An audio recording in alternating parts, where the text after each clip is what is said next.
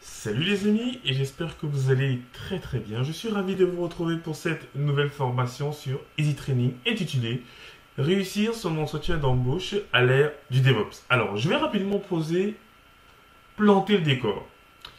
Il m'a été remonté par de nombreux de mes étudiants à la suite de leur formation DevOps qu'ils avaient du mal lors des entretiens. La problématique n'était pas souvent leur capacité technique, leur faculté technique, non. Ils avaient des difficultés pour la préparation de l'entretien et également à la structuration de leurs idées.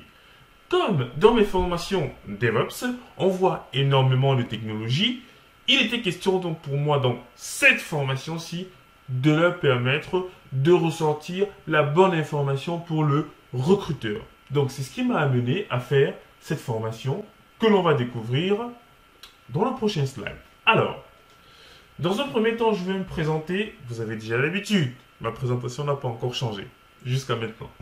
Ensuite, je vais vous présenter le fil rouge. Donc, on va prendre un exemple d'annonce et voir ensemble comment se préparer pour cet entretien-là et comment le jour J argumenter, fournir des éléments concrets et factuels qui nous permettront, bien sûr, d'être embauchés.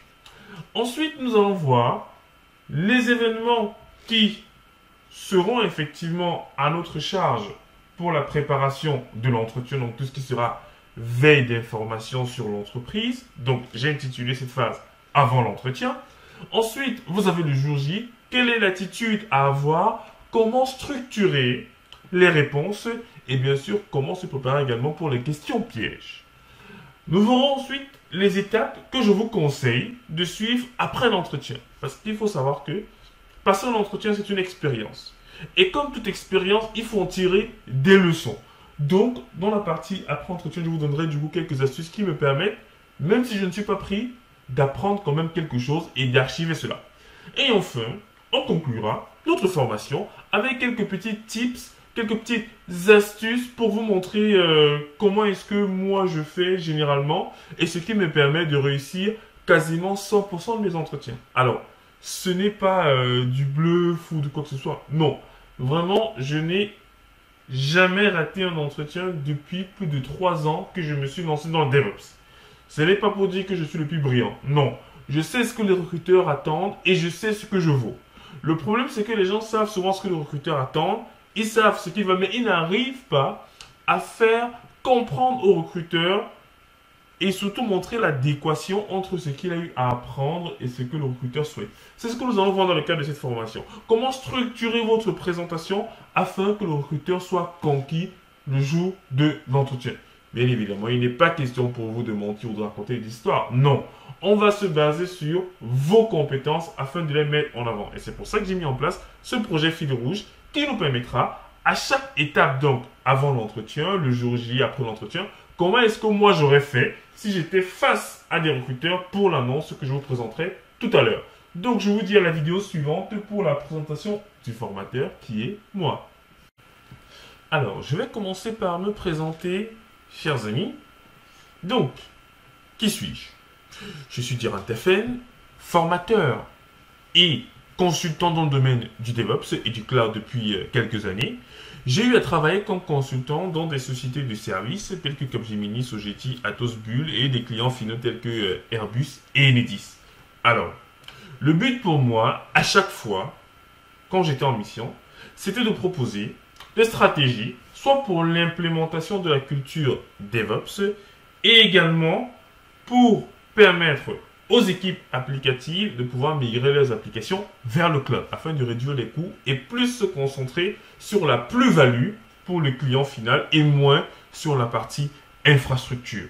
Je suis également détenteur d'un certain nombre de certifications qui, en réalité, me permettent d'intervenir chez les clients sur des problématiques assez pointues comme des clusters Kubernetes. Cette petite présentation vous permet déjà de voir comment est-ce que je dis de façon synthétique quels sont mes atouts, qu'est-ce que j'ai eu à faire et ça nous aidera par la suite lorsqu'on préparera notre entretien. Donc, à chaque fois que je devais effectivement aller travailler chez un client, il fallait bien sûr que je me prépare parce qu'il y a un entretien. Ce qui fait que j'ai développé quelques astuces, quelques petits tips comme cela qui me permettent de pouvoir vous conseiller en vous disant le client attend ceci de vous pour bien vous présenter. Voici les étapes que vous devez suivre. Tout simplement parce que je l'ai tellement fait que c'est devenu une habitude en fait. Et c'est pour ça que je vous dis depuis à peu près 3 ans, je n'ai plus raté d'entretien.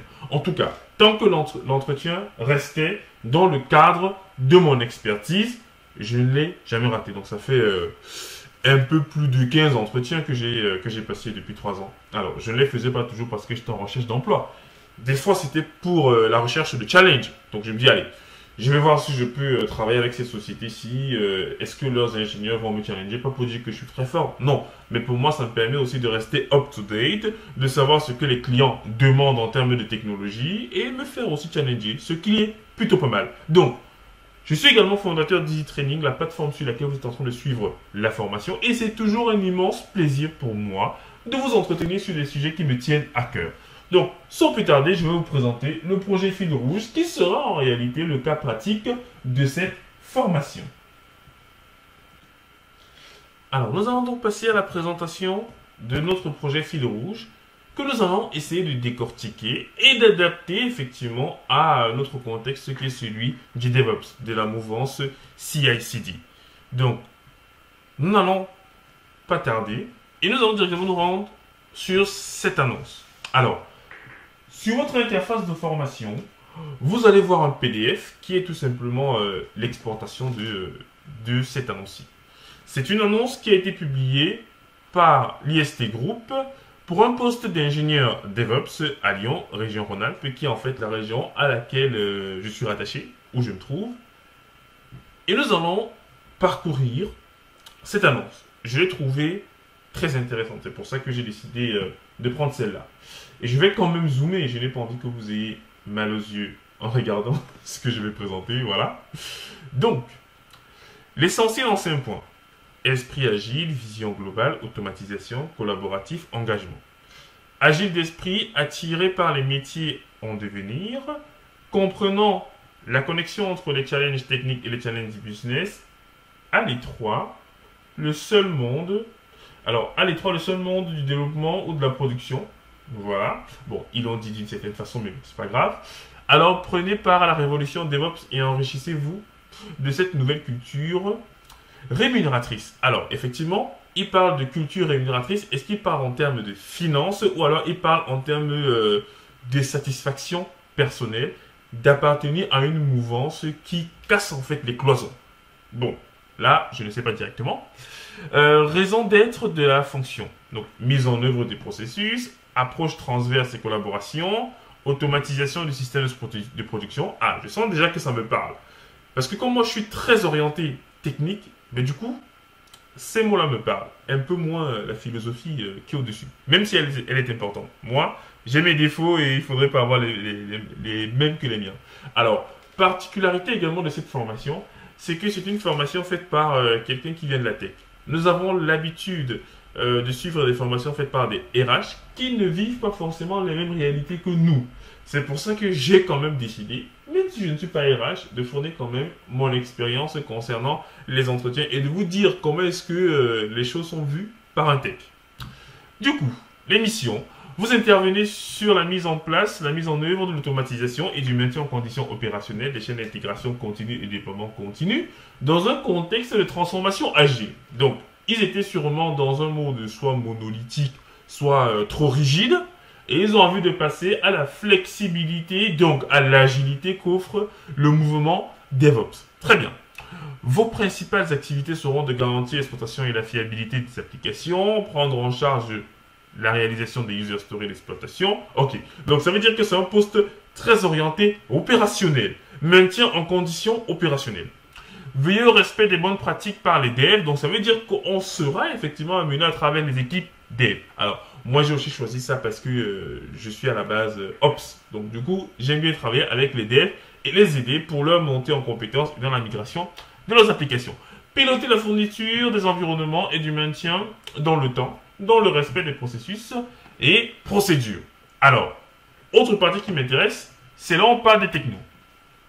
Du coup, ils nous disent Maintenir le patrimoine technique existant. Donc, ils ont des playbooks Ansible, ils ont des scénarios Jenkins et effectivement gérer l'évolution dans le temps. Parce qu'il y a de nouveaux besoins qui peuvent arriver et du coup, il faudrait que l'on maintienne cela.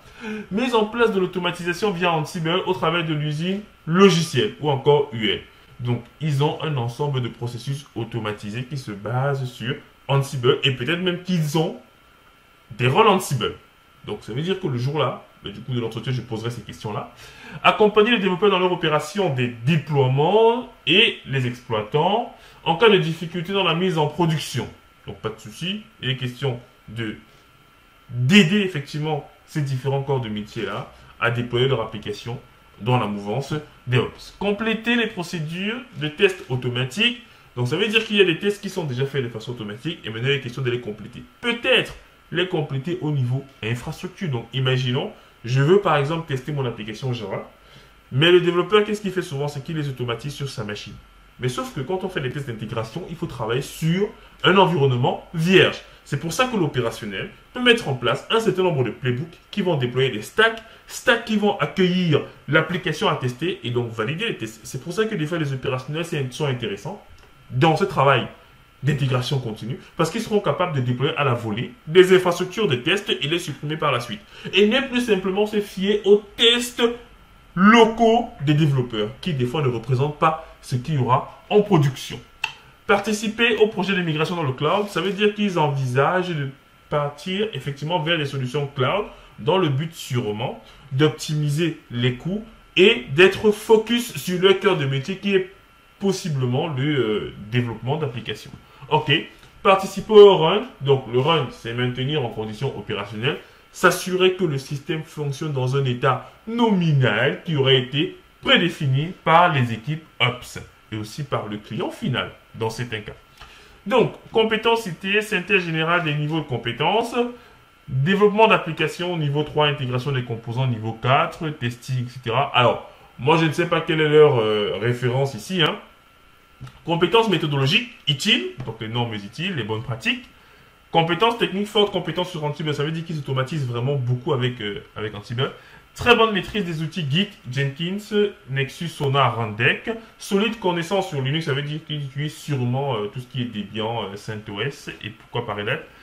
Pratique des solutions Microsoft Azure, ça veut dire que pour le cloud, ils sont sur de l'Azure et ils utilisent la partie PaaS. Parce qu'il y a 3 modèles, IaaS, PaaS, SaaS. Donc eux, ils sont sur la couche middleware. Ça veut dire qu'ils ont vraiment beaucoup de développeurs.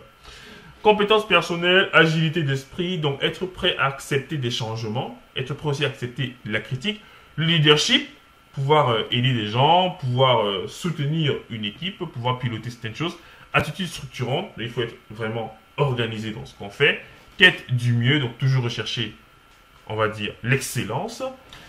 Intelligence du time to market, forcément, il faut pouvoir trouver des voies et moyens, voilà, pour pouvoir trouver les bonnes solutions, pour pouvoir livrer le plus vite l'application. Indicateur de performance, réduction des délais de mise en production. On va dire que c'est l'éternel combat des DSI. C'est l'éternel combat des entreprises de nos jours. C'est de réduire le temps de mise en disponibilité de l'application. Ok. Évolution possible chez ITS Group, expert DevOps, chef de projet, directeur de projet CV Delivery. Ce qui est bien. On va dire que l'annonce est très bien structurée. Et ensuite, il nous parle d'ITS Group depuis 20 ans, 1400 collaborateurs, simple expertise. Ok. On reviendra sur les informations de l'entreprise par la suite parce que il ne faut jamais se limiter uniquement à ce que le site internet de l'entreprise vous dit. Ils vont forcément se lancer des fleurs, ils vont forcément dire des choses, mais voilà, il y a d'autres informations qui pourront vous être utiles et qui ne sont pas précisées ici et qu'il vous faut savoir en préparation de votre entretien. Donc, on va supposer que vous avez reçu cette offre-ci. Vous n'êtes pas obligé d'être développeur ou opérationnel. Donc, vous êtes DevOps, donc vous êtes soit l'un, soit l'autre. Il n'y a pas de souci. On a lu, on a essayé un peu de décrypter ce qu'il voulait et on va, au fur et à mesure, se préparer pour cet entretien en supposant que vous ayez déjà envoyé votre CV et envoyé votre lettre de motivation et qu'on vous a trouvé un rendez-vous pour venir du coup passer l'entretien avec, on va prendre le cas de la RH et avec les équipes techniques en même temps. Voilà, là on fait du tout en un directement. Et moi je vous donne rendez-vous dans la vidéo suivante. L'un des éléments que j'aime bien dire à différentes recrues, qui vont passer des entretiens, c'est que l'entretien se joue à 90% avant l'entretien. Je répète encore ce que je dis. L'entretien se joue à 90% avant l'entretien. Là, c'est mon point de vue personnel. Vous n'êtes pas obligé de le partager, mais c'est ce que moi je me dis. Alors, je vais vous expliquer pourquoi. Est-ce que je pense cela? Avant l'entretien, vous devez déjà savoir que 90% des recruteurs sont sur LinkedIn. Ça veut dire qu'ils ont des interfaces où ils voient des candidats, ils peuvent savoir ce que vous avez fait, ils peuvent discuter avec vos anciens collaborateurs, votre ancien chef, etc. Alors ça veut dire qu'avant même que vous ne veniez en entretien, le recruteur en sait déjà beaucoup sur vous. Et peut-être même plus sur vous que ce que vous pensiez, parce qu'ils ont des cours même de psychologie du travail. Donc il y a des choses même qu'ils savent sur vous que vous-même vous ne savez pas que vous pouvez vous comporter ainsi.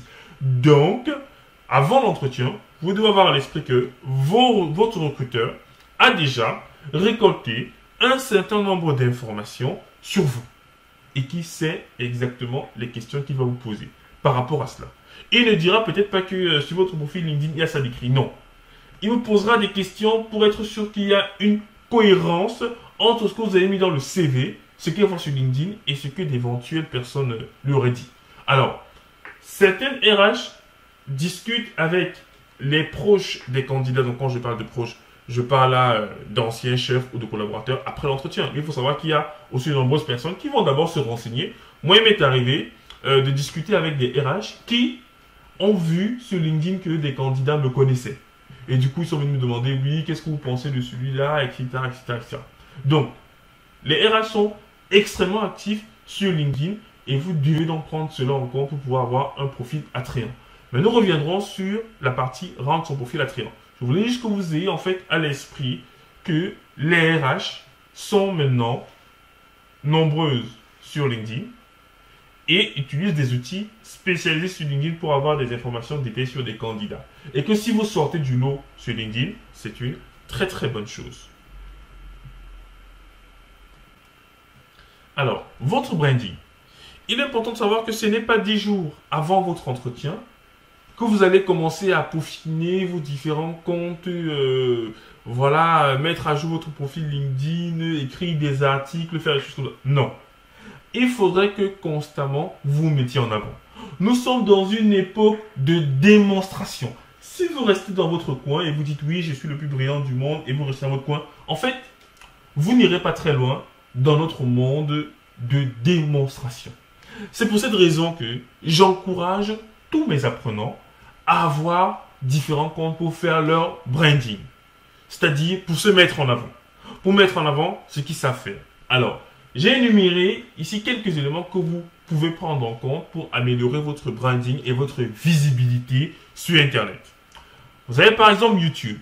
YouTube peut vous aider à mettre en ligne des vidéos de démonstration de certaines technologies. Dans le cas de mes formations, tous les apprenants soutiennent des projets.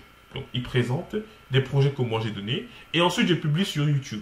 Et ce qui leur permet par la suite de partager cela sur les réseaux sociaux et de se rendre ainsi beaucoup plus visible. Donc, c'est important que vous fassiez des tutoriels. Alors, il faut savoir que chacun a sa façon d'être. Je ne dis pas que tout le monde doit faire des vidéos. Non. Je donne ici quelques exemples d'outils qui peuvent vous permettre d'avoir du branding, d'être visible en ligne. Donc, il y a YouTube pour tout ce qui est tutoriel et guide.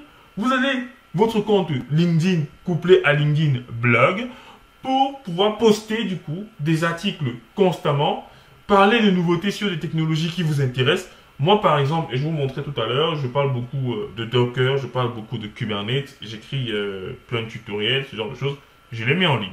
Ensuite vous avez Medium, un autre site de blogging qui vous permet de publier des articles pour la plupart techniques. Donc Medium. Ensuite, vous avez SlideShare pour partager des présentations qui peut effectivement vous mettre en avant dans la mesure où vous avez travaillé sur une problématique et vous avez fait des slides par rapport à cela. Mais du coup, vous pouvez présenter donc cela et publier votre slide sur le site SlideShare. Vous avez également un autre élément très très important qui est GitHub. Bien sûr, GitHub ou GitLab, c'est vous qui voyez ou alors les deux à la fois. Donc, c'est simplement des outils en ligne qui vous permettent de conserver votre code, qui vous permettent de publier votre code, qui vous permet également de mettre en avant un ensemble de réalisations que vous avez faites et qui seront visibles par le monde entier. Bien sûr, si vous rendez votre code disponible pour tout le monde.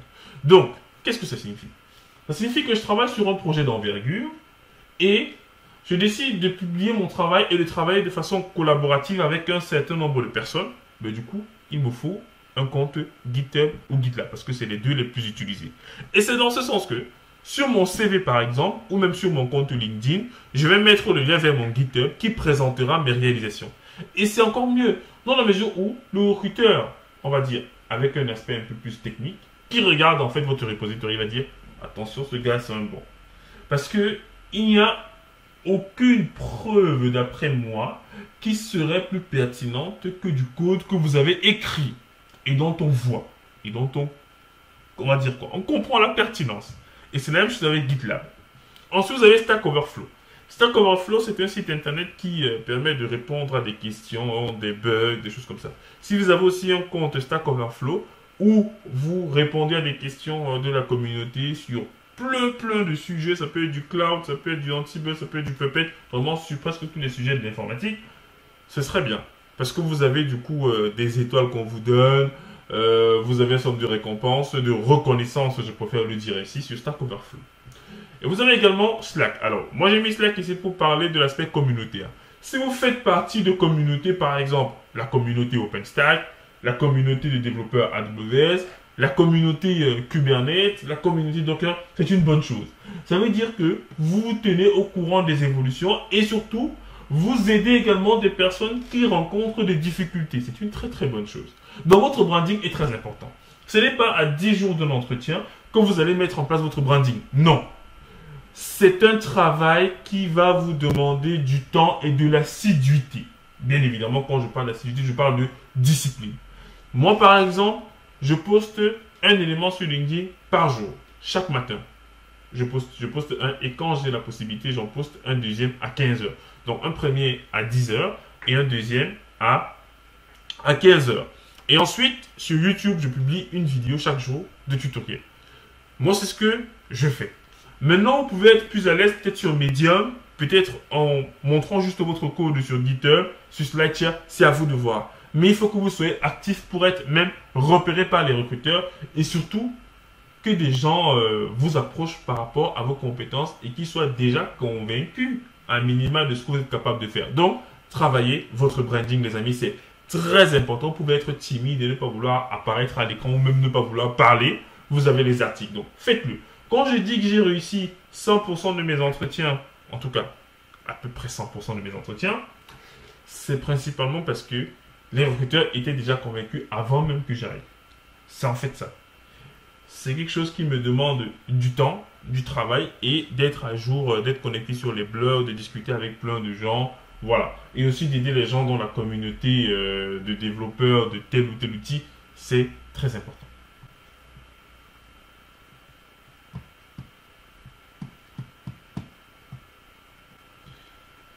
Il est important également qu'avant votre entretien, vous revoyez votre candidature. Vous revoyez l'annonce, c'est-à-dire quelles sont les missions, quelles sont les responsabilités liées au poste, donc qu'est-ce que je devrais faire, de quoi est-ce que je serai comptable, les attentes également des recruteurs. Principalement, ça tourne autour de votre savoir-faire et votre savoir-être. Ensuite, les conditions de travail proposées. Qu'est-ce qu'on me propose en termes de salaire, en termes d'horaire de travail, le lieu, les avantages éventuellement. Voilà. C'est quelques éléments comme ça que vous devez garder à l'esprit. Les attentes du recruteur en termes d'expérience aussi. C'est-à-dire, est-ce qu'il attend quelqu'un qui a déjà travaillé depuis quelques années dans un certain domaine? Vous devez l'avoir à l'esprit. Donc, 4 points essentiels.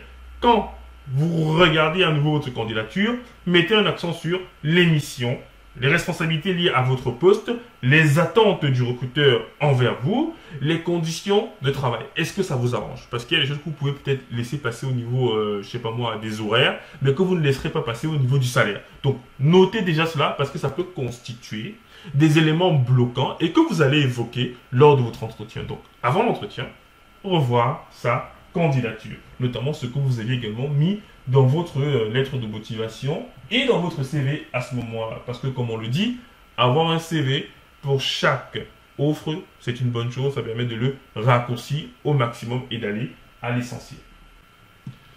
Autre chose qu'il vous faudra effectivement faire avant l'entretien, c'est de réviser vos connaissances sur l'entreprise. C'est très important. Parce que c'est l'une des questions que l'on pose en fait au début de l'entretien. Donc, il vous faudra savoir par exemple, comment est-ce que l'entreprise est organisée? Est-ce que c'est des filiales? Est-ce que c'est des succursales? Est-ce que c'est la maison mère? La santé financière de l'entreprise que vous pouvez retrouver dans des revues économiques. Voilà, est-ce que leur chiffre d'affaires, est-ce qu'ils ont eu, je sais pas moi, une liquidation judiciaire à un moment donné? Voilà, c'est intéressant de savoir cela. Le secteur d'activité, forcément, parce que vous allez pour un entretien qui pourra s'avérer technique, donc il faut savoir quand même le secteur d'activité de l'entreprise. Quels sont leurs produits et leurs services?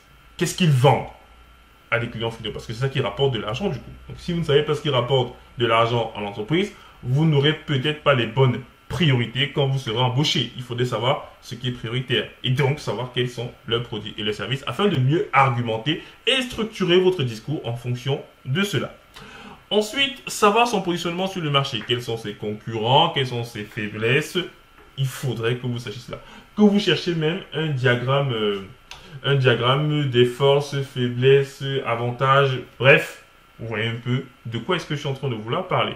Donc, vous devez effectivement avoir cela en tête et pouvoir donc connaître quelles sont les faiblesses de cette entreprise-là et même les évoquer lors de l'entretien. Ça montrera quand même que vous avez bien cherché. Ensuite, la culture de l'entreprise. Quelles sont ses valeurs? Qu'est-ce qu'elle défend en termes de valeurs? Est-ce que c'est l'humain au centre de la technologie? Est-ce que c'est, je sais pas moi, l'assiduité? Est-ce que c'est le respect de la nature, donc l'écologie? Est-ce que c'est ça ses valeurs? C'est à vous de chercher sur Internet. Il vous faudra les savoir. Parce que lorsqu'on vous pose la question, il ne faudrait pas que vous commenciez encore à réfléchir. Non, le discours doit être préparé. Vous devez réviser vos connaissances sur l'entreprise.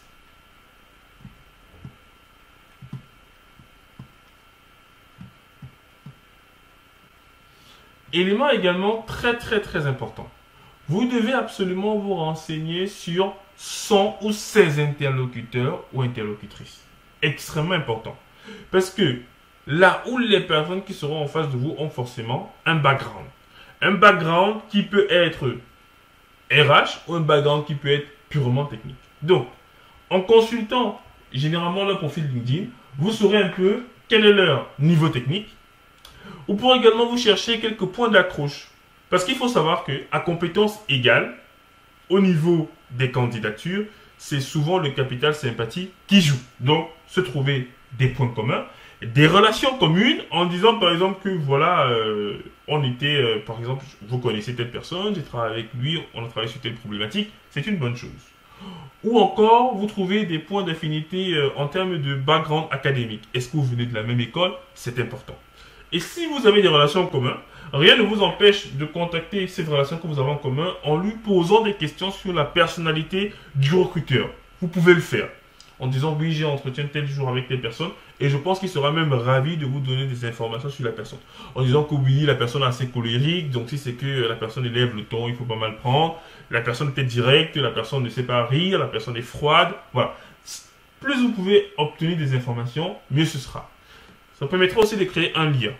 Un lien en 7 heures de... je veux dire quoi? En 7 heures d'entretien. Ce serait intéressant. Parce que comme je vous dis, ce qui reste souvent dans la mémoire, ce n'est pas forcément les capacités techniques intrinsèques au candidat. C'est souvent le feeling qu'il y a eu. Donc, jouer dessus.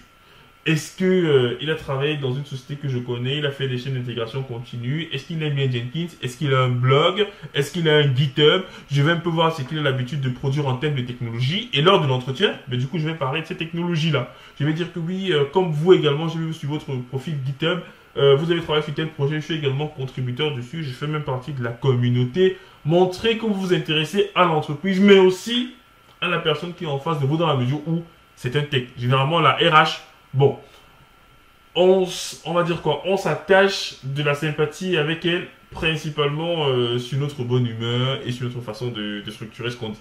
Mais le tech, il attend des éléments factuels. Voilà. Donc, vous étiez peut-être dans la même équipe de basket à des époques différentes. C'est un plus. Donc, n'hésitez pas à jouer sur tout cela. Ne restez pas crispé. Non. Vous devez avoir les informations. C'est à cause du manque d'informations que beaucoup de candidats, en fait, restent comme des statues et ne sourient même pas, n'arrivent pas à bien articuler. C'est dû à cela, en fait. Mais pour être à l'aise, il faut avoir des informations. Il n'y a pas de magie. Si vous n'avez aucune information, mais du coup, vous n'aurez peut-être rien à dire. Et si vous n'avez rien à dire, en fait, vous n'avez pas marqué positivement les recruteurs qui sont en face de vous. Donc, se renseigner sur son ou ses interlocuteurs ou interlocutrices. Il vous faudra ensuite préparer votre présentation personnelle. Alors, il faut savoir que la présentation personnelle est intrinsèquement liée à votre entretien. Vous n'allez pas vous présenter de la même façon à différents entretiens. En tout cas, moi, j'ai l'habitude de le dire aux candidats que je coach. Non. Vous avez un entretien, vous devez mettre en avant les éléments liés au poste qui vous intéresse. Maintenant, si c'est deux postes similaires, il n'y a pas de souci. Mais sauf qu'il faut vous préparer. Donc, en termes de préparation, moi, je peux vous conseiller quoi? De savoir présenter votre parcours en 2-3 étapes. Donc, les grandes étapes. Je suis passé par ici, je suis passé par là, ensuite je suis arrivé ici. Parlez de votre expertise. J'ai eu à mettre en place telle infrastructure, j'ai eu à faire telle mission chez tel client pendant 3 ans.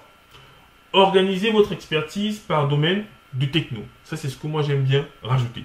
Dites que si vous avez travaillé par exemple dans du dev, vous avez fait du front-end avec du HTML, au niveau de l'automatisation, vous avez travaillé sur des chaînes d'intégration continue en faisant principalement du Ansible et du Jenkins.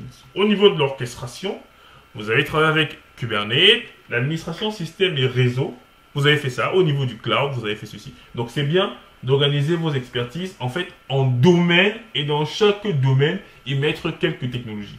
Parlez aussi de votre personnalité. Est-ce que vous êtes quelqu'un de plutôt réservé? Est-ce que vous êtes quelqu'un de sportif? Est-ce que vous êtes quelqu'un qui a une facilité d'aller vers les gens? C'est très important de dire. Et surtout, d'assumer ce que vous dites. Parce que si vous dites des choses qui ne sont pas vraies et que vous êtes embauché, peut-être pas à cause de ça, hein, mais par la suite, si vous n'êtes pas ce que vous prétendez être, vous risquez de ramener une mauvaise image. Vous risquez de donner une mauvaise impression aux gens. Ensuite, vous devez parler de votre projet professionnel. C'est très important. Vous dites que vous êtes arrivé à tel niveau, mais maintenant, quelle est votre ambition? Mon projet, c'est de devenir architecte d'ici 3 ans. Mon projet, c'est de devenir indépendant d'ici. Mon projet, c'est de monter ma propre boîte d'ici 10 ans. C'est important de présenter aussi votre projet professionnel. Donc, préparez votre présentation personnelle, mais qui peut aussi avoir des teintes sur la présentation professionnelle. Ensuite, il vous faut préparer la présentation de votre parcours. C'est très important. C'est aussi pour ça qu'on vous appelle. Donc, uniquement les compétences en rapport avec le poste que vous voulez, que vous souhaitez. Vraiment, il faut faire attention à ça. Ne parlez vraiment que des aspects liés à votre candidature. Vraiment, n'allez pas dans les étoiles, parler de quand vous faisiez la plonge. Non, ça ne nous intéresse pas. Peut-être dans l'extra. Ouais, mais sinon, quand on vous demande de préparer votre parcours, c'est vraiment d'axer vos compétences liées à votre parcours sur la candidature que vous êtes en train, on va dire quoi, de l'entretien que vous êtes en train de préparer. C'est mieux. Ou de la candidature à laquelle vous avez postulé. Alors, il vous faudra utiliser une méthodologie qui s'appelle STAR, c'est-à-dire situation, tâche, action, résultat, pour chacune de vos expériences, pour chaque étape de votre parcours. Alors, S, comme on a dit, c'est situation, donc présenter la situation, dans quel contexte est-ce que j'étais. Ensuite, T, c'est pour tâche. Dans ce contexte-là, dans cette situation-là, quelles sont les tâches que j'ai réalisées? Action. Quelles sont les actions que j'ai mises en œuvre dans cette tâche? La tâche pouvait être de mettre en place une chaîne d'intégration continue. Quelles sont les actions que j'ai mises en place? Est-ce que j'ai installé un serveur? Est-ce que j'ai mis l'OS? Est-ce que j'ai installé Jenkins? Est-ce que j'ai mis en place des webhooks? Est-ce que j'ai automatisé? Vous devez préciser les actions en détail. Vous devez vraiment très très bien, parce que c'est là où le tech, lui, va vous attendre. Qu'est-ce qu'il a fait exactement, mis dans cette situation-là? Utilisez énormément le « je ». N'utilisez pas le « on ». Ça fait comme si vous vous camouflez derrière une équipe pour ne pas bien présenter ce que vous avez fait. Ou alors que vous n'avez rien fait et vous vous cachez derrière l'équipe qui a réalisé l'action. Donc, c'est toujours « j'ai fait, j'ai installé ça, j'ai configuré ceci ». Et bien sûr, on termine par le résultat. Parce que si vous faites tout cela et qu'après, 2 développeurs ou 5 développeurs n'arrivent pas à utiliser votre chaîne d'intégration continue, ça ne sert à rien. Donc, si après il n'y a pas de résultat, ce n'est pas très gratifiant pour vous. Donc, bien évidemment, il faut toujours dire la vérité. Donc, si le résultat n'était pas concluant, il faut dire que ce n'était pas concluant et pourquoi. Et ce que vous aurez dû améliorer par rapport à cela, si vous étiez à nouveau dans cette situation. Mais respectez toujours le modèle STAR pour la présentation de votre parcours. Donc, pour chaque étape, j'ai effectué tel stage, j'ai été en mission pendant 6 mois. Soyez très précis. Contexte, tâches que vous aviez réalisées, les actions que vous avez entreprises et le résultat.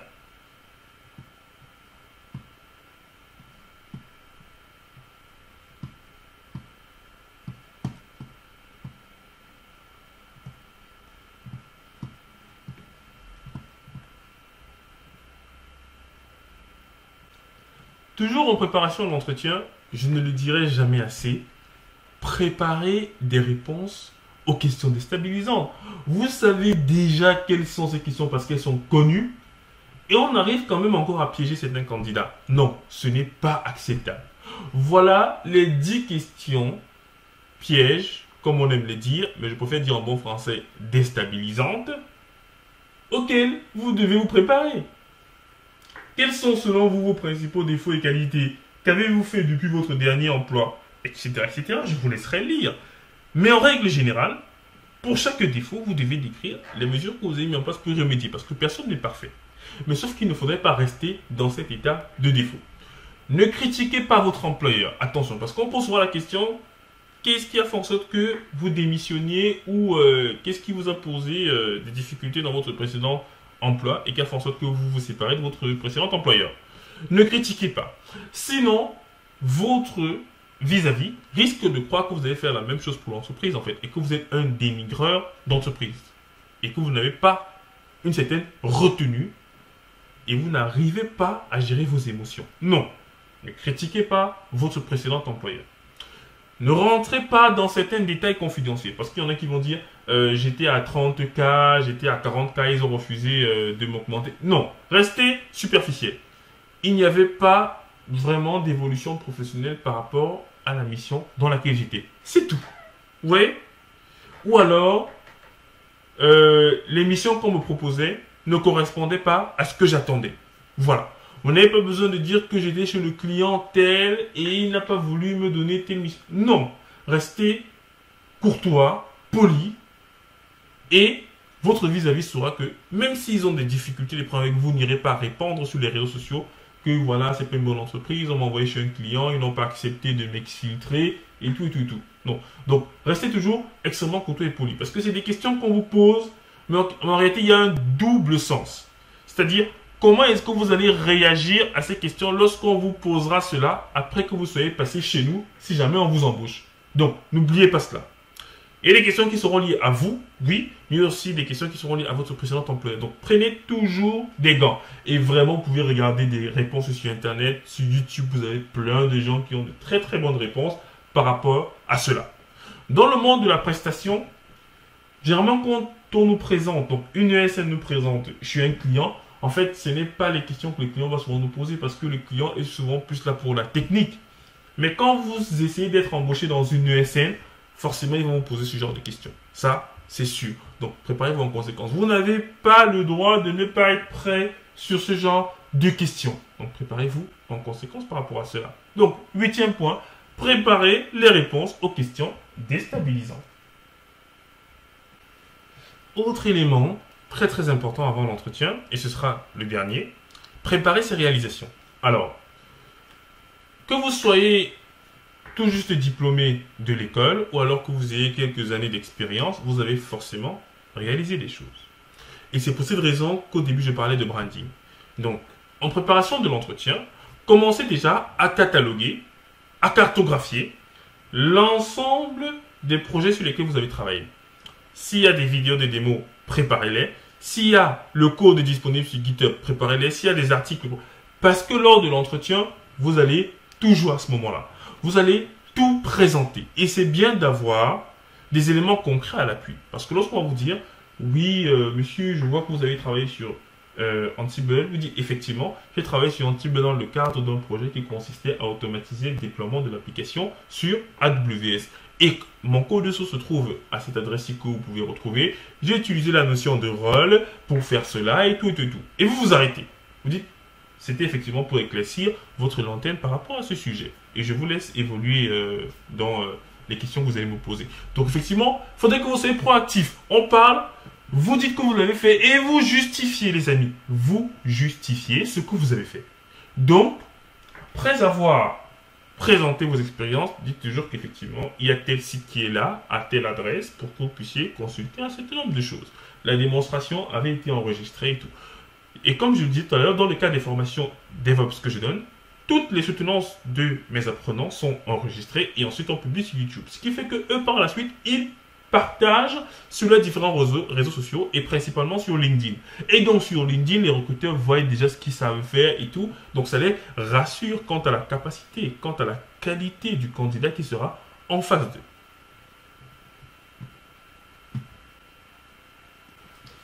Alors les amis, nous allons donc passer à la partie Labs pour préparer notre entretien et on va suivre à peu près les étapes que nous avons définies plus haut. Bien évidemment, je ne vais pas tous les étaler ici, je vais vous montrer quelques éléments qui me semblent importants dans la préparation de votre entretien.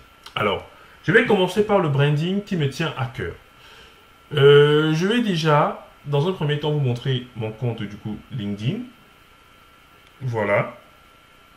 Donc, j'ai un compte LinkedIn assez sobre avec une photo. Alors, maintenant, chacun choisit ce qui met comme photo de profil, mais il faudrait que ce soit professionnel. J'avoue que la mienne n'est pas forcément très professionnelle, mais voilà, elle me plaît bien. Et la vidéo de couverture doit également être quelque chose qui vous tient à cœur, qui représente ce que vous aimez. Alors, moi, j'ai mis une photo de moi, qui est la photo d'un cours que j'ai donné sur la certification Kubernetes. Donc, j'aime en fait l'enseignement et je veux matérialiser cela. Ensuite, je précise un peu mes attributions, consultant formateur, chez EasyTraining, voilà, je dis la région dans laquelle je reste. Je fournis des informations, je donne, donc là je ne vais pas vous apprendre à faire un profil LinkedIn, hein, c'est à vous de regarder à peu près comment ça se passe sur LinkedIn. Du coup, je présente mes expériences ici, et bien évidemment, n'hésitez pas si vous avez des médias que vous pouvez mettre en fait. C'est toujours une très très bonne chose, parce que ça permet également d'avoir un profil assez dynamique. Mes expériences, je dis toujours ce que j'ai fait, je présente à chaque fois les différentes tâches, j'ai fait, en tant que j'ai fait, et si possible, vous donnez également quelques références. Donc ici par exemple, vous voyez, je donne les références, telle personne, voici son mail, telle personne, voici son mail, telle personne, voici son mail. Donc voilà, je donne également quelques formations que moi j'ai déjà données, parce que moi je me présente généralement en tant que formateur, même si je suis également consultant. Maintenant, concernant la partie publication, si je viens au niveau de mon profil, voilà. Je vois un peu mes posts, mon activité, très bien. Si je mets tout voir, voilà. J'ai mes différentes activités ici, j'ai les articles que j'ai postés. Et comme je vous ai dit, je poste des articles tous les jours sur des sujets voilà, aussi vastes que divers. Donc là, c'était une présentation sur une technologie, voilà, un cours que j'ai donné. Très bien. Ensuite, je partage également les publications des personnes que je trouve intéressantes, du coup, parce que c'est important. Voilà, je publie des choses sur Kubernetes, je publie des choses sur Docker, je publie des choses sur... je fais même des petits jeux concours, qu'est-ce que vous aimez. Bon voilà, je publie des fois, et maintenant je publie aussi mes vidéos que je fais sur YouTube. Donc là, c'était pour la partie LinkedIn. Vous pouvez revenir sur mon profil, il n'est pas le mieux fait, hein, on est bien d'accord. Mais ça vous donnera quand même une vue d'ensemble de ce que moi j'ai l'habitude de faire pour mettre en avant mes réalisations. Donc là j'ai une vidéo sur YouTube, je propose également quelques débats. Donc voilà, j'ai par exemple dit n'envoyez plus vos enfants dans des filières qui n'existeront plus dans 5 ans, par exemple. Donc c'était un coup de gueule que je faisais parce qu'il y a trop de personnes qui s'orientent vers des filières qui n'embauchent plus ou qui ne sont plus très utiles. Je fais également quelques posts rigolos comme cela pour montrer un peu mes formations. En tout cas, je suis assez actif. Et comme je dis, 2 publications par jour. Et là, par exemple, c'est la vidéo d'une de mes apprenantes qui a soutenu sur un projet qui est lié à une technologie sur lesquelles je la forme. Donc là, c'est mon profil LinkedIn qui est très actif et je poste beaucoup de choses. C'est comme ça que les recruteurs savent également ce que je fais au quotidien. Ce n'est pas en une semaine pour préparer un entretien que je vais autant garnir mon profil. Non. Ensuite, mon GitHub. Donc, je le mets toujours dans mon CV. Mon GitHub, c'est un peu comme mon tableau de réalisation. Du coup, à l'intérieur, J'ai les différents projets sur lesquels j'ai travaillé, j'ai mes différents repositories, les projets sur lesquels j'ai contribué. Si je vais sur mon compte, tac, your profile, voilà. Je vois, là par exemple, je vois que j'ai 10 followers. Je vois également que j'ai contribué sur de nombreux projets. Donc le recruteur qui vient ici pour voir que j'ai contribué à des projets open source. Très bien. Donc le nombre de fois que j'ai émis des projets sur GitHub, mes projets à moi, donc si je vais sur repository, je verrai en fait, ou alors le recruteur verra l'ensemble des projets que j'ai créés ou alors sur lesquels je contribue. Donc il y en a pas mal. Donc, il va voir les projets que j'ai faits, que ce soit sur Jenkins, que ce soit sur d'autres technologies, sur GitLab, ce que vous pouvez imaginer. Sur GitHub et sur GitLab également, j'ai des projets, vous voyez, qui sont soit des projets perso, soit des projets pour mettre en place des outils de gestion de projet, soit pour mettre en place mes VPN. Vraiment, j'ai plein de projets dans ce sens-là. Ensuite, sur YouTube, je publie constamment des vidéos où je présente mes offres de formation et où également je présente des technologies que j'enseigne, bien évidemment. Voilà. Et je mets aussi le lien du site internet de mes formations. Parce que quand je dis que je suis formateur, je veux également avoir de la crédibilité dans le sens où je vais dire que oui, regardez, j'ai des formations qui sont disponibles et que j'enseigne. Je ne vous demande pas d'être formateur ou d'avoir autant de choses que moi. Non. Je vous montre juste des possibilités que vous pouvez avoir pour mettre en avant votre savoir-faire. C'est principalement ça. Et comme je vous dis, quand vous mettez en avant vos compétences, en fait, même les recruteurs sont convaincus et lors de l'entretien, ils souhaitent juste valider. Parce que généralement, dans mes entretiens, quand j'y vais, ils ont déjà vu ce que je sais faire. Donc maintenant, on discute d'autres choses, en fait. Mais c'est un travail progressif. Parce qu'avant, effectivement, ils me challengeaient. Mais là, quand ils voient toutes les formations que j'ai déjà données, et ils voient que voilà, il sait plus ou moins de quoi il parle. En sachant que mes formations sont également sur d'autres sites internet qui sont, eux, beaucoup plus visibles sur internet. Alors, revenons donc sur le site de notre groupe, parce que là, je vous ai montré un peu comment est-ce que j'ai fait le branding. Pour ceux qui ne connaissent pas Medium, bon, on va quand même faire une couche là-bas. Medium, voilà, donc on va aller sur Medium. Voilà. Vous allez voir que c'est un site de blogging et vous avez les tags pour n'importe quelle thématique. Vous pouvez chercher des articles sur presque tout. Bon, en tout cas, j'ai rarement cherché un thème sans le trouver ici. Mais vous avez plein d'articles très intéressants ici. Des gens qui écrivent des articles dessus. J'ai également un Slack à disposition où j'échange avec les différentes personnes que je forme. Donc en fait, je fais partie d'une communauté. C'est vrai que c'est ma communauté à moi, mais il y a également d'autres communautés auxquelles je fais partie. Et également sur GitHub, quand je contribue à des projets, en fait, de facto, je fais partie des contributeurs. Donc si je vais par exemple sur ce projet-ci, voilà, vous voyez qu'au niveau, où est-ce que je suis? Donc je vais aller sur le projet principal. Voilà. Donc là, par exemple, vous voyez, je suis là en tant que contributeur à côté de ces personnes-ci, en fait. Donc ça veut dire que je fais partie d'une communauté et que je peux être amené à aider des gens qui auraient éventuellement des difficultés. Donc je dis bien, c'est un travail de longue haleine. N'essayez pas de m'imiter directement comme ça. Non. Ensuite, si je reviens du coup à mon offre, je la relis encore bien. Je vois quelles sont les missions, ok. Je vois quelles seront mes attributions, ce qu'on attend de moi, les technologies qu'on attend de moi. Et je vois également la société. Donc si je vais sur Internet et que je cherche effectivement la société pour avoir beaucoup plus d'informations, la synergie d'un groupe d'experts, ok, je vais dessus, et il a été fondé en 1977. Ça veut dire qu'il a sûrement de très grandes valeurs. Témoignage client, migration ex-data au sein de Mutuelle Générale, une migration technologique. Donc ça veut dire que ça doit être sûrement une société experte en IT. Voilà. Voilà les différents domaines. Cloud, mobilité, digitalisation des processus, cybersécurité. Ok. Voilà, je peux voir leur engagement, politique qualité, politique RSE, politique sécurité. Très bien. Donc le site est extrêmement fourni. Ça veut dire que je n'aurais peut-être même pas à aller sur l'autre site en fait. Mais sauf que ça c'est rare. C'est rare d'avoir un site qui est autant bien fourni et qui vous donne l'ensemble des informations. Ce qui fait qu'à l'entretien, vous êtes obligé d'avoir un certain nombre d'informations sur l'entreprise. C'est obligé parce que c'est tellement bien défini. Vous ne pourrez pas dire que c'est une start-up qui n'a pas encore de visibilité sur Internet. Non, vous avez toutes les informations ici. Ça veut dire que vous savez un peu quel est leur métier, quels sont les postes à pouvoir, quelles sont les différentes branches qu'elles ont. Parce que vous pouvez par exemple poser des questions en demandant Oui, votre service mobilité, est-ce que vous êtes déjà en 5G par exemple? Est-ce que vos équipements supportent la 5G? Ça donne déjà un certain nombre d'informations sur la société. Son chiffre d'affaires, vous pouvez le trouver sur société.com. Vous avez tout l'ensemble des informations financières. Vous pouvez même chercher le nom du PDG. Voilà. Et si vous avez du coup un entretien avec des personnes qui ont fourni explicitement leur contact, vous pouvez chercher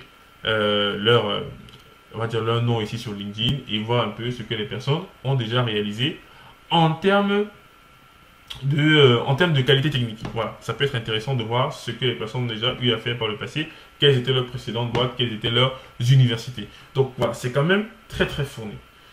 Vous allez vous documenter dessus. Et maintenant, par rapport à cela, comment est-ce que moi, par exemple, je vais me positionner? En préparation, je vais en dire que la méthode de présentation que je vais utiliser sera axée sur mes expériences en termes d'accompagnement de clients sur le DevOps. Alors, si je n'ai pas beaucoup d'expérience, je peux me positionner comme quelqu'un qui, effectivement, a travaillé sur des projets DevOps au sein d'une équipe et qui a appris comment est-ce qu'on fait l'accompagnement. Parce que si vous n'avez pas été forcément moteur de l'accompagnement, ce n'est pas grave. Mais il faut préparer votre présentation en fonction de cela, en fonction de ce qui a été accompagnement. Donc, vous pouvez dire que vous étiez dans une équipe où le manager avait l'habitude de conduire des projets et vous le secondiez pour pouvoir l'amener à conduire le changement au sein des équipes pour passer d'un système extrêmement rigide vers de l'agilité, d'accompagner les développeurs dans la compréhension du DevOps et aussi dans la migration de leur application vers le cloud. Donc, quand je recense mes différentes expériences par rapport à cette offre-ci, je ne vais pas directement me baser sur la partie formation que je donne actuellement. Non, je vais me baser sur mes expériences de migration vers le cloud et aussi de mise en place d'infrastructures DevOps, c'est-à-dire des chaînes d'intégration continue pipeline. Donc, ça remonte à environ 2 ans, ces opérations que je faisais en lien avec cette offre, mais j'essaierai de les dynamiser.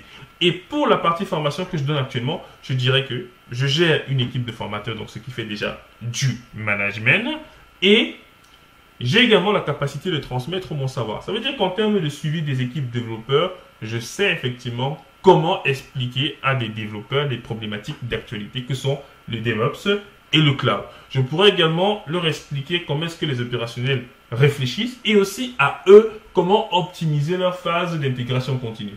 Concernant maintenant les technologies, je vais déjà préparer les différentes réalisations que j'ai faites et qui sont possiblement sur GitHub. Donc, ce que je vous conseille, c'est que si vous travaillez sur un projet, faites toujours tout pour avoir le code source quelque part. Quand je dis 100% de réussite, ce n'est pas que c'est maintenant que vous allez atteindre 100% de réussite aux entretiens. Non.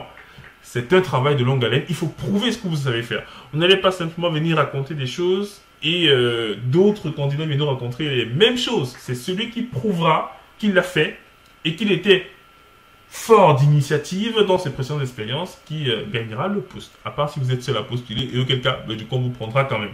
Donc, quand je vais parler d'Ansible, du coup, je vais dire par exemple que j'ai fait du Tower et de l'Ansible. Donc, je montre par exemple, je prépare déjà ce lien-ci. Et s'il y a une vidéo, du coup, je prépare déjà la vidéo. Vous voyez un peu ce que je veux dire. Donc, même en faisant mon CV, je vais dire que j'ai travaillé sur cette problématique-ci, cette problématique-ci. Voilà en fait les repositories que j'ai utilisés. Voilà mon code qui est disponible. Quand on me parle de Jenkins ou de GitLab par exemple, bon, revenons du coup sur Jenkins, ce sera peut-être plus simple. Donc, je vais chercher l'un de mes repositories sur Jenkins. Voilà. Je vais dire que sur Jenkins, j'ai eu à mettre en place des pipelines. Voilà un exemple de Jenkins file que j'ai mis et que j'ai écrit en job DSL. Donc, ça suivait les différentes étapes d'une pipeline DevOps, intégration continue, déploiement continu, avec validation du code, test d'intégration, validation de l'image Docker, déploiement de l'image dans le registry et ensuite déploiement du conteneur ou alors de l'image dans l'environnement de pré-production et de production. Vous n'êtes pas obligé d'avoir le même background que moi, mais je vous explique déjà comment est-ce que je vais structurer en fait ma présentation. Je vais déjà parler de moi. Je suis quelqu'un de très réservé, mais qui apprend à s'ouvrir au monde. Je viens du Cameroun, donc origine camerounaise. Je suis arrivé en France, ça fait quelques années, et j'ai étudié à Supinfo, donc je raconte effectivement ici mon histoire. Et du coup, mon expérience professionnelle a été meublée par les stages que j'ai effectués où je réalisais ceci dans ce contexte-ci et dont les résultats ont été ça. Et après avoir eu mon diplôme avec mention, j'ai travaillé dans plusieurs sociétés telles que TAC, dont la problématique générale à laquelle j'étais confronté, c'était ceci, et dont j'apportais telle réponse et qui donnait tel résultat. Et ensuite, j'ai décidé de me mettre à mon compte et actuellement, je donne des formations et j'interviens à temps partiel chez des clients qui ont des problématiques autour du DevOps. Donc, vous voyez un peu comment est-ce que cela se structure. Et je dis bien, c'est en fonction de l'offre que vous avez que vous structurez cela. Vous préparez vos projets et je vous assure, vous serez vraiment prêt. Vous regardez également les questions pièges pour être sûr que voilà, tout est bon. Et soyez visibles, les amis. Je sais qu'il y a beaucoup de gens qui n'ont pas confiance en leurs capacités. Sur LinkedIn, vous allez voir beaucoup de personnes qui écrivent, mais très peu sont des experts. Moi-même, je ne suis pas un très grand expert. Ça, je vous le rassure. C'est en écrivant qu'on fait des erreurs, des gens nous corrigent et ensuite on fait mieux. Donc n'hésitez pas à parler de vous. Ça augmente vos chances. Ce n'est pas pour dire que c'est la seule solution. Non, mais ça vous donne beaucoup plus de chances d'être visible. Et je vous assure, les gens qui ont une minime visibilité, une toute petite visibilité, les retombées sont impressionnantes. Alors que, si vous n'avez aucune visibilité, en fait, c'est le jour de l'entretien, on va vous poser des questions, mais vous ne serez pas autant percutant que quelqu'un qui a une certaine visibilité. Il dira, allez voir ceci, comme vous l'avez vu peut-être sur mon profil LinkedIn, voilà, j'étais chez tel client et tout. C'est vraiment nickel. Donc, si vous voulez être un killer, n'hésitez pas à vous mettre en avant. On ne dit pas que pour écrire un blog, il faut être un expert. Non. Il faut seulement avoir des compétences et faire relire vos articles par des personnes qui sont sûrement plus expérimentées que vous. Et des fois, quand je suis en entretien, il m'arrive de montrer mon blog où j'encadre en fait des personnes qui écrivent des articles. Donc, si je ferme ça, si je vais dans la partie blog, voilà, si je vais dans la partie blog, vous voyez, il y a des articles qui sont écrits ici. Vous voyez, et c'est des articles en fait de mes apprenants qui sont là. Vous voyez, donc ça montre que j'encadre également des personnes qui écrivent des choses pertinentes. Donc ce qui est une très bonne chose. Voilà. Et ce serait bien aussi que vous ayez votre petit site internet, votre petit blog où vous écrivez. Vous n'êtes pas obligé de développer vous-même. Non, vous pouvez utiliser des outils qui vous permettent déjà d'écrire. Comme sur Medium, vous avez des experts qui n'écrivent que sur Medium en fait. Et du coup, ils ont de la visibilité. Donc voilà un peu pour les éléments préparatoires à votre entretien. Donc revenons encore sur ce que j'ai dit dans les vidéos précédentes et armez-vous pour être prêt le jour J. Et en parlant du jour J, mais du coup dans la vidéo suivante, on va voir ce qui se passe le jour J. Alors, dans cette vidéo, nous allons parler du jour J. Ce sera principalement un seul slide du coup. Parce que le jour de l'entretien, en fait, c'est vous qui gérez un peu la situation par rapport à ce que vous avez préparé. Mais tout au moins, il y a quelques préalables. Vous devez repérer les lieux et anticiper la circulation. S'il vous plaît, n'arrivez pas en retard. Parce que quand vous arrivez en retard ou pile à l'heure, vous venez avec du stress. Donc, moi, je conseille généralement aux candidats d'y aller même la veille, de voir un peu les lieux, de voir le trajet, de l'estimer. Alors, sinon, pas la possibilité d'y aller la veille, mais du coup, allez même 2 heures avant. Quitte à arriver 1 heure avant l'entretien, ça vous laisse le temps de faire descendre la pression et de vous concentrer et réviser ce que vous allez dire. Ensuite, vous devez venir avec votre CV, votre lettre de motivation, votre offre d'emploi et votre papier stylo pour prendre des notes. Parce qu'il y a des choses qui vous auront... il y a des questions que vous avez sûrement et il y aura des réponses qui vous seront données. Séance tenante. Votre CV, votre lettre de motivation, c'est principalement pour vous remémorer les éléments que vous aviez donnés effectivement au recruteur lorsque vous avez postulé. L'offre d'emploi, c'est aussi important parce que s'il y a des écarts entre ce qu'ils vous disent et ce qu'il y avait dans l'offre, il faut le faire savoir immédiatement. Ou si vous avez des préoccupations par rapport à des choses qui ont été présentées dans l'offre, il faudrait que vous ayez l'offre pour montrer votre professionnalisme et le fait que vous soyez factuel. Vous venez avec des faits. Il y avait l'annonce, vous avez dit ceci, qu'est-ce que vous en pensez? Moi, je pensais plutôt que ce serait ainsi, dites-moi en plus. C'est une bonne chose. Ensuite, le code vestimentaire, on ne dira jamais assez. Vous ne partez pas en boîte de nuit. Si vous avez par exemple un entretien, je ne sais pas moi, de commercial, de vendeur, bien sûr, c'est costard cravate. Mais il y a des contextes où vous venez en jean et tout, c'est le métier qui l'impose. Donc, c'est à vous de voir. Vous êtes une femme, vous pouvez venir avec un tailleur et tout, ne soyez pas très extravagant. Ne remplissez pas le maquillage sur le visage, voilà, donc ne faites pas trop. Soyez vraiment sobre, parce que c'est des éléments vous pouvez croire que ça joue en votre faveur alors que ça joue en votre défaveur. Vous ne savez pas qui seront vos interlocuteurs. C'est pour ça qu'on demande toujours d'être neutre dans son code vestimentaire. Dans certains jobs, pantalon, tennis, donc même basket et t-shirt, ça passe parce que c'est, par exemple, je sais pas moi, un métier manuel. Voilà, donc vous pouvez venir avec votre uniforme. Donc tout dépend des circonstances. Mais vous devez savoir en fonction de votre domaine.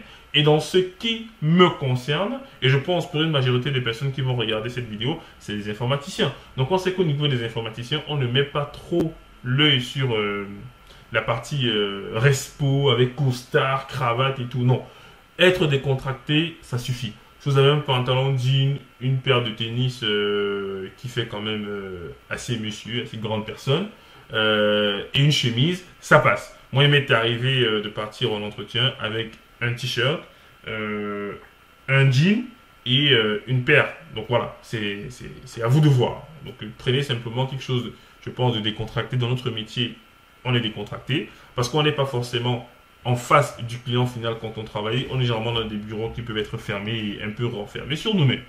Donc soyez souriant, gardez le contact visuel et restez droit. Donc il faut à chaque fois regarder votre interlocuteur, lui montrer que vous comprenez ce qu'il dit, que ce soit en hochant la tête. Donc voilà, envoyez-lui des signes que vous suivez exactement ce qu'il vous dit, que vous êtes d'accord et que ce qu'il dit est pertinent. Il doit absolument le ressentir. Même si vous ne le pensez pas du fond du cœur, ça c'est votre souci, mais il doit sentir que vous êtes toujours pendu à ses lèvres. Il faut rester souriant, il faut rester dans la bonne humeur. Vous devez pratiquer l'écoute active. Donc, vous écoutez ce qu'il vous dit, vous interagissez, vous restez courtois, vous ne lui coupez pas la parole. Non, surtout pas. Laissez le recruteur terminer et ensuite vous en embrayez. Ou si vous voulez le couper, vous dites, est-ce que je peux me permettre? Et il vous dira non ou oui. Mais si vous demandez souvent poliment, il vous laissera la parole. Posez des questions pertinentes. Donc, des fois, à la fin de l'entretien, on demande au candidat, est-ce que vous avez des questions? Il y en a qui disent non. Vous n'êtes pas obligé de poser des questions. Vous pouvez simplement dire, au terme de cet entretien, vous avez répondu à toutes les questions que j'avais. Mais rien n'empêche que si effectivement j'ai des questions par la suite, je peux me permettre de vous les poser éventuellement par mail ou lors d'un prochain entretien. Donc, toujours restez courtois, vous n'êtes pas obligé de poser des questions. Si vous en avez, vous pouvez poser en disant par exemple que voilà, au niveau de la grille salariale, est-ce qu'elle est fixe? Au niveau des missions, est-ce que je peux faire en remote? Est-ce que je peux faire du télétravail? D'autres questions beaucoup plus techniques, voilà, quels seront les livrables attendus de ma part? Est-ce que pour travailler depuis la maison, j'aurais besoin d'un VPN, d'un proxy? Au niveau de l'infra dans le cloud, est-ce que j'aurais droit à des crédits? Voilà. Bon, généralement, quand c'est aussi technique, c'est des fois, on va dire, aux recruteurs techniques en fait. C'est-à-dire au manager, ou au tech lead, ou à l'un de leurs collaborateurs qui pourra répondre à ces questions-là. Donc vraiment, soyez courtois, soyez poli et respectueux envers vos vis-à-vis. Restez droit, donc voilà, soyez vraiment comme des personnes responsables. Voilà. Moi, je sais que je suis grand de taille, donc il m'arrive généralement de me courber un peu parce que j'ai eu l'habitude, en discutant avec les gens qui sont généralement de plus petite taille que moi, de baisser la tête. Donc ce qui fait que c'est un inconvénient chez moi et je suis en train de travailler pour vraiment me redresser. Mais faites tout pour garder une posture sereine, montrez que vous écoutez bien ce qu'on vous dit et vous interagissez correctement avec votre vis-à-vis.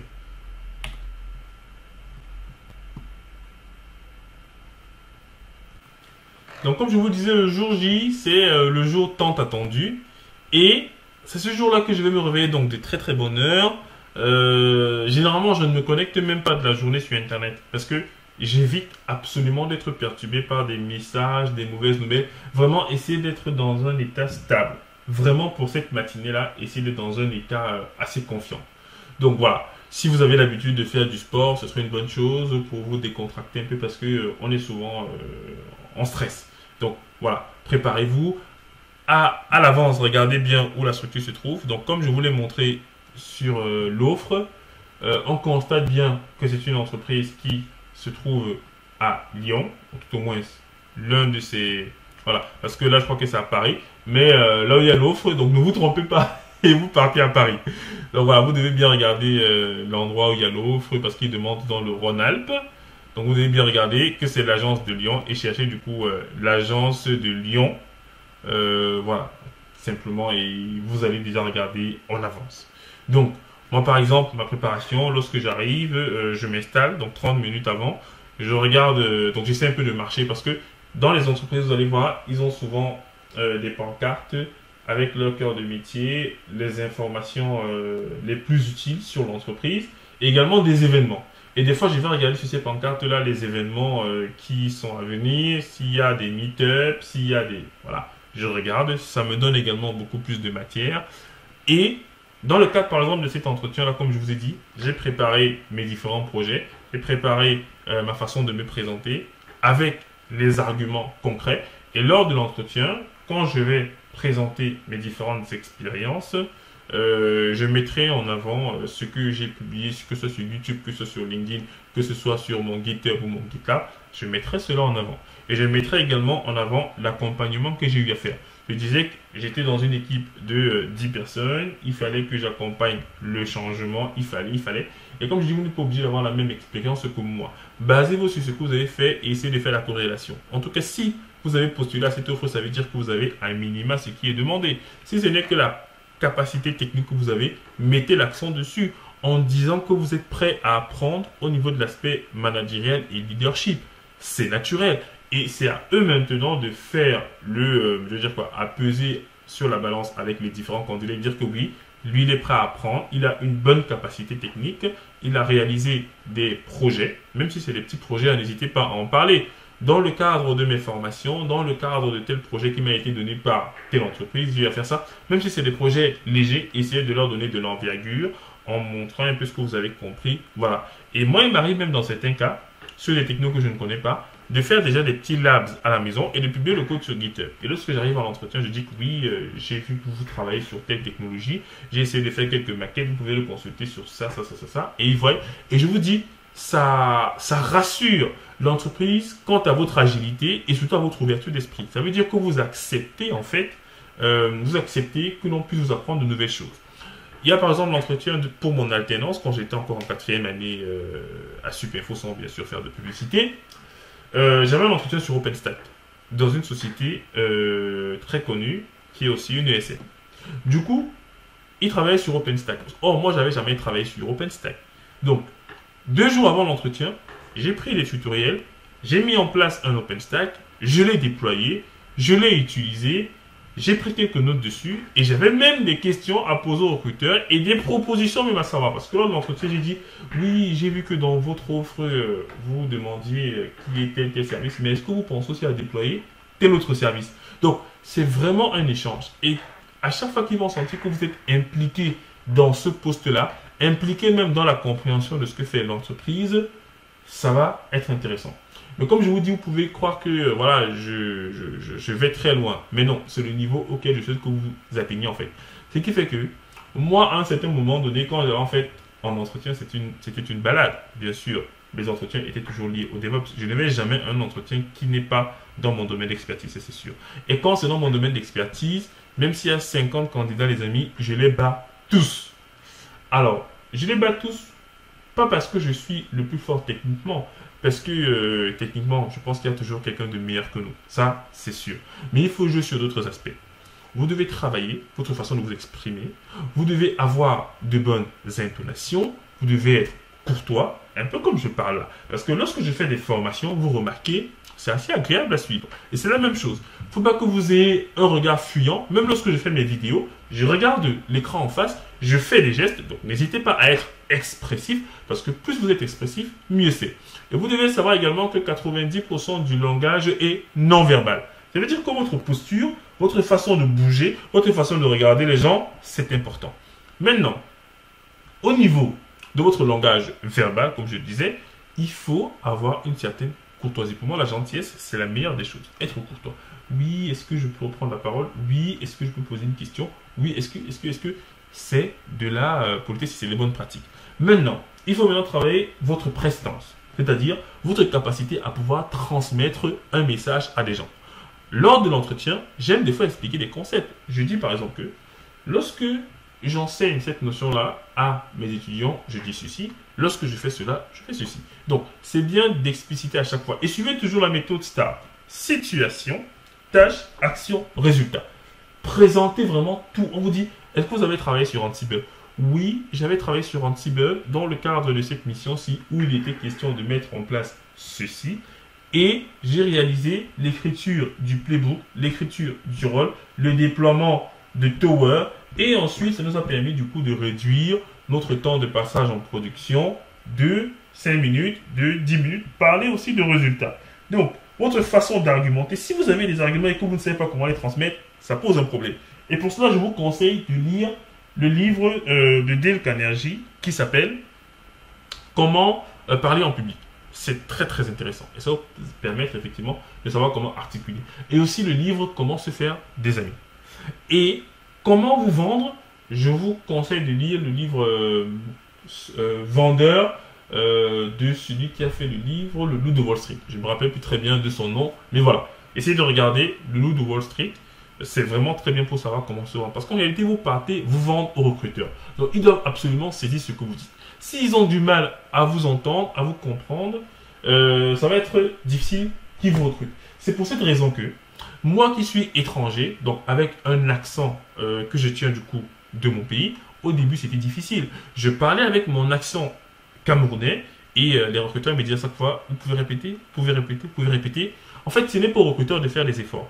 Vous devez apprendre à bien articuler, même si vous êtes né en France ou quoi que ce soit, hein, parce que le langage que vous tenez dans la rue n'est pas le même langage que vous allez tenir devant des recruteurs. Non, il faut avoir une certaine retenue dans votre langage, parler de façon progressive, cohérente, ne pas sauter du coq à l'âne, vraiment être structuré dans ce que vous faites. Et c'est pour ça que en enregistrant des vidéos sur YouTube, en faisant en fait des vidéos tutoriels, je vous assure, vous en apprendrez beaucoup.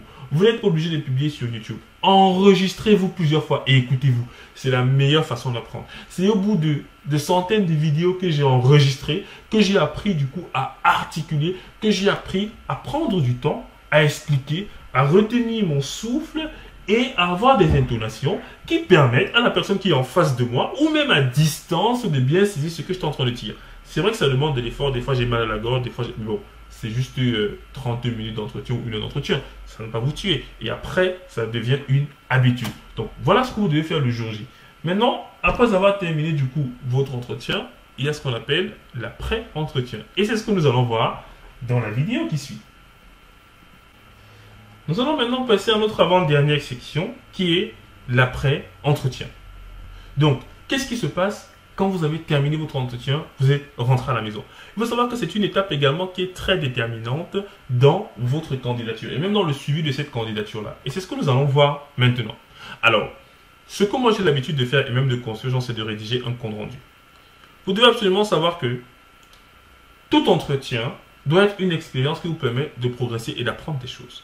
Donc, moi j'ai un registre dans lequel je note tous mes entretiens, ce qui s'est bien passé, ce qui ne s'est pas bien passé, les questions auxquelles je n'ai pas pu répondre, les questions auxquelles j'ai bien répondu selon moi, et les questions qui n'ont pas eu l'effet, ou alors les réponses qui n'ont pas eu l'effet escompté lorsque je les ai présentées. Donc, vraiment, essayez d'avoir cela, parce que ça vous permettra d'avoir votre bilan d'entretien et de pouvoir du coup prendre les décisions qui s'imposent. Donc, vous devez également, dans la mesure du possible, rédiger un email de remerciement et suivre sa candidature. Ça veut dire que vous allez des fois relancer le recruteur. Donc, suivez vraiment votre candidature, à quel niveau ça en est. Rédigez un email de remerciement pour dire voilà, merci pour le temps que vous avez accordé. J'ai bien compris les différentes problématiques qui étaient celles que vous posiez. Je suis vraiment très très intéressé et j'espère qu'on se reverra pour un futur entretien. Un exemple. Et ensuite, vous allez demander quel sera le délai de réponse. Donc, vous pouvez le faire le jour J, c'est-à-dire quand vous passez l'entretien, vous demandez à la fin, excusez-moi, est-ce que je pourrais vous poser une question, vu que nous sommes arrivés au terme de l'entretien, est-ce qu'il serait possible de savoir quand est-ce que j'aurai une réponse de votre part? Et vous pouvez mettre un coup de pression en disant que, en parallèle, comme vous vous en doutez, j'ai d'autres entretiens de prévus, même si c'est faux, hein. Bon, des fois il faut un peu les mettre sous pression, et je souhaiterais vraiment savoir afin de me décider et de juger auquel cas quelle est l'offre que je choisirais, ou alors en cas d'absence de réponse de votre part, à cette date-là, je comprendrai que je n'ai pas été pris. Donc, s'il vous plaît, je suis en recherche active, donc il me faut être efficient. Bon, efficient, on n'est pas dit dans ce sens-là, mais voilà, il vous faut être ordonné et organisé dans ce que vous faites. Donc, c'est aussi une bonne chose. Et on va voir que vous êtes quelqu'un qui sait ce qu'il veut et qui il gère également l'aspect temporalité. Ça veut dire qu'il sait qu'il a un tel nombre de temps pour réaliser l'opération et c'est une bonne chose. Et donc, n'hésitez pas à relancer la RH à intervalle de temps à partir de la date qu'elle vous a dit que vous aurez une réponse. Sinon, vous comprendrez que c'est mort. Ce qui n'est pas très grave. Vous allez repostuler à une nouvelle offre et vous allez continuer le processus. C'est après avoir fait donc plusieurs entretiens que vous allez gagner une certaine expertise. Mais ce n'est pas la seule possibilité. Et c'est à ça que je voulais du coup en venir. Ce n'est pas la seule possibilité. Moi, je vous dis, je n'ai pas eu à passer plus de 5 entretiens avant de réussir quasiment tous mes entretiens. Je n'ai pas eu à passer plus de 5. Non. Comment est-ce que j'ai fait du coup pour pouvoir avoir un bon niveau au niveau des entretiens sans pour autant en passer une cinquantaine? C'est simplement l'entraînement que je faisais au travers des vidéos que j'ai réalisées. Comme je vous ai dit, vous n'avez pas à publier vos vidéos sur les réseaux sociaux. Non. Simplement le fait que vous allez enregistrer, vous allez vous écouter et vous allez aussi prendre l'avis des autres en disant oui, est-ce que tu peux me dire si vous avez des amis qui sont natifs du pays où vous êtes, n'hésitez pas à leur envoyer la vidéo, dire est-ce que tu arrives à comprendre ce que je dis, est-ce que je suis cohérent, est-ce que j'articule bien, etc.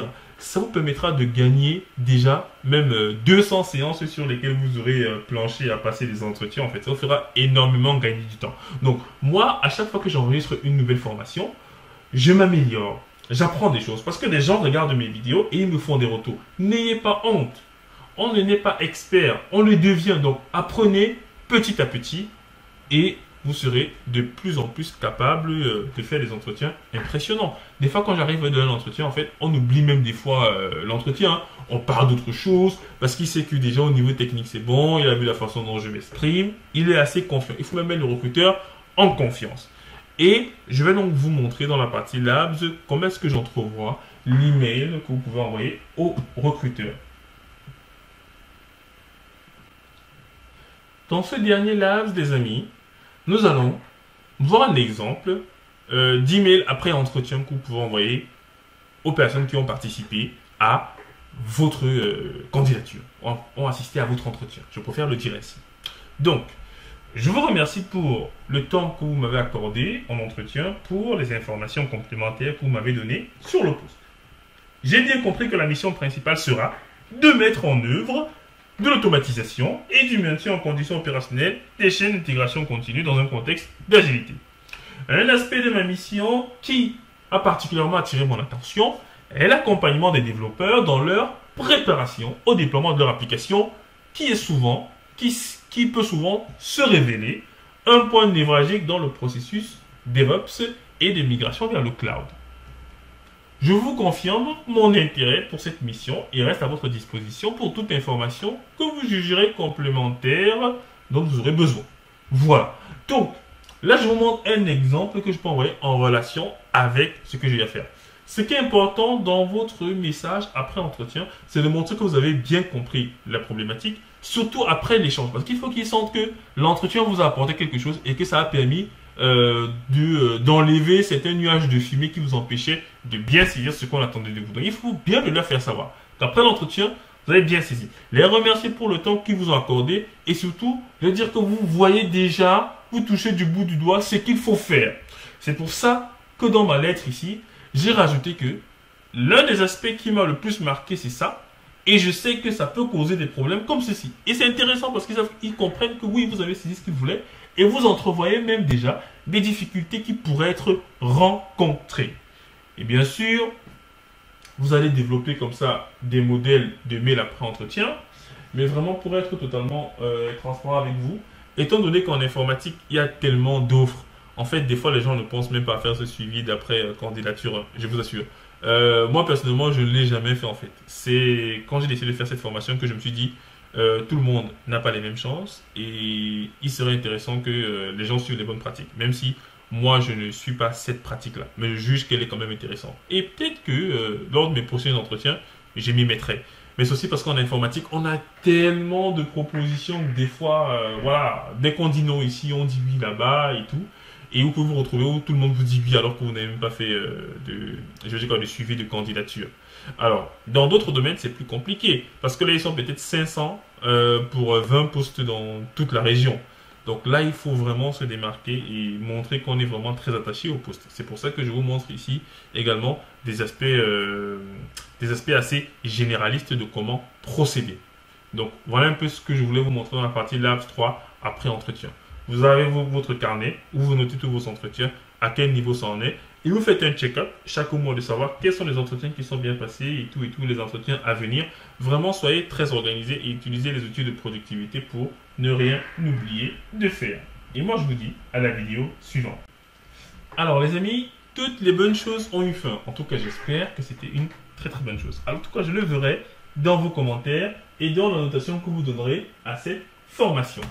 Alors, pour mettre un terme du coup à ce périple qui n'a pas duré bien longtemps, il faut que je rappelle un certain nombre de choses. Il était question pour nous, dans le cadre de cette formation, d'apprendre à se préparer pour un entretien du type DevOps, à préparer les arguments que nous allions évoquer, à en apprendre plus sur l'entreprise et, bien sûr, se rendre beaucoup plus visible sur un certain nombre de réseaux sociaux afin d'avoir des arguments le jour de l'entretien.